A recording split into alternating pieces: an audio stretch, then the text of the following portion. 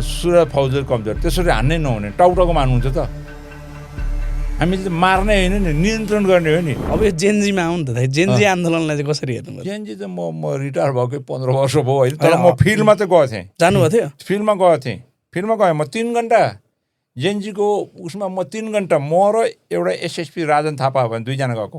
हामी दुइटै लडाएको जात स्कुटी लिएर गएको, त्यो अघि आएको स्कुटीमा गएको। कमान्ड कन्ट्रोल छैन, इन्फर्मेसन जिरो। त्यत्रो हुनु रहेछ, त्यत्रो हुनु रहेछ पहिले ट्रेनिङ गराउनु पर्दैन थियो। पहिले ट्रेनिङ गर्नु पर्दैन, यस्तो हुँदैछ भन्नु छैन। पुलिस काहीँ ड्युटी नै राम्रो छैन। अनि के कुरामा कमजोरी थियो दाइ त्यति बेला? Information zero. कुन कुन ठाउँदेखि मास आउँछ भने थाहा छैन। अनि त्यो त इन्फर्मेसन भयो भने त्यो तयार भयो त। त्यस्तो ठुलो हुने रहेछ भने त इन्फर्मेसन थियो भने त तयारी गर्नु पर्दैन, ट्रेनिङ गराउनु पर्दैन। अनि मैले त सोधेँ त्यहाँ खटेकोलाई, खोइ त्यो छर्राको हातै छैन, सबैको हातमा 303 राइफल। अनि छर्रा बोक्नु पर्थ्यो? छर्रा बोक्नु पर्दैन त, जनता त मार्नु भएन नि त। त्यो भिड पो नियन्त्रण गर्नु पर्यो, मार्नु त भएन नि त। भनेपछि त्यो दिनको आन्दोलन भड्किनुमा सुरक्षा निकायको कमजोरी हो नि, कमजोरी। इन्फर्मेसन म यहीँ जिउँदैछु, म घुमेको पनि छु, 3 घन्टा त्यो बसेछु, 3 घन्टा। तपाईँ हुनुभएको के गर्नुहुन्थ्यो त्यति? इन्फर्मेसन पहिले गरेपछि कुन ठाउँमा थ्रेट छ भने त्यो ठाउँमा अलिकति ठुलो समूह पुलिस राख्नु पर्यो। अब टियर ग्यासहरू राख्नु पर्यो। छर्रा खोइ त्यो छर्रा हामी हुँदा त टन्नै थियो त।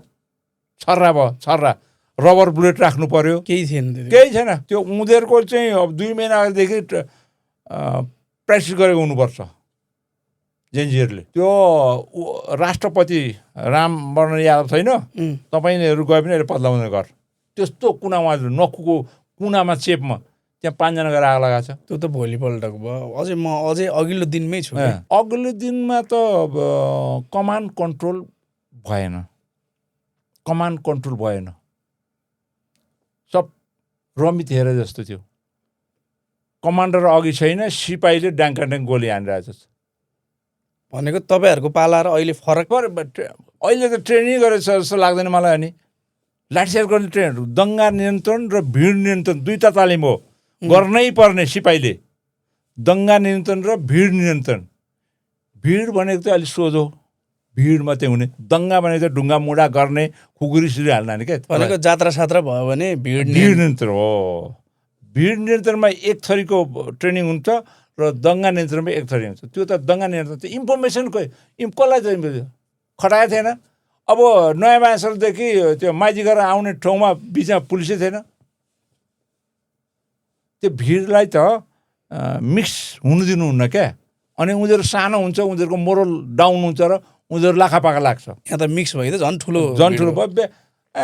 टाइलाको विद्यार्थीहरू आइरहेको, टाइलाको विद्यार्थीहरू, केटाकेटीहरू। अनि यत्रो विद्यार्थी कसरी मर्न पुग्यो? त्यो त कमजोरी कहाँबाट भयो? कमजोर त सुरत फौजर कमजोर, त्यसरी हान्नै नहुने टाउटाउको मान्नुहुन्छ त हामीले त मार्ने होइन नि नियन्त्रण गर्ने हो नि। टाउटाउमा हालेछ। मैले त्यो नयाँ मान्छेको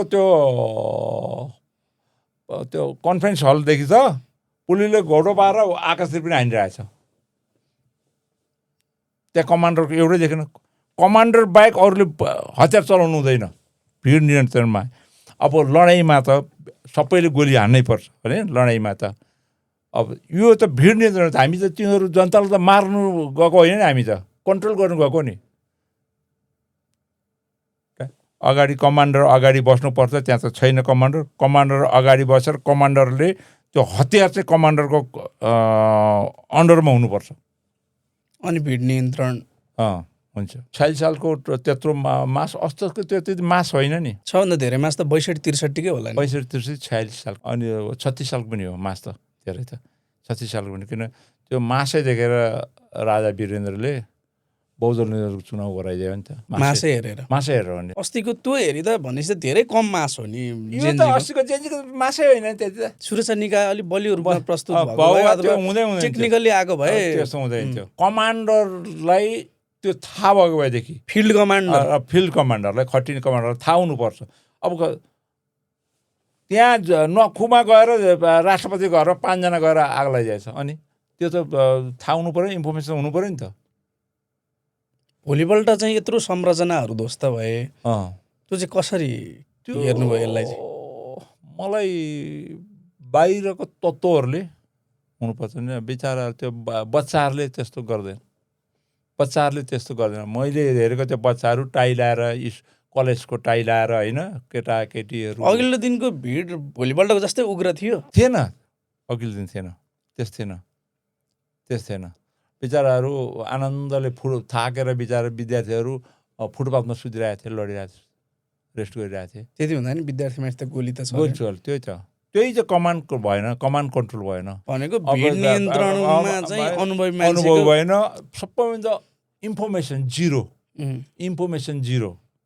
त्यसपछि अब 15 दिन अगाडि थाहा थियो भने त 15 दिन अगाडिदेखि लाइट चार्ज कसो गर्नुपर्छ, टियर ग्यास कहाँ हाल्नुपर्छ, पानीको फोरा कहाँनिर कतिवटा राख्नुपर्छ होइन, अनि रबर बुलेटहरू कसलाई कति दिनुपर्छ।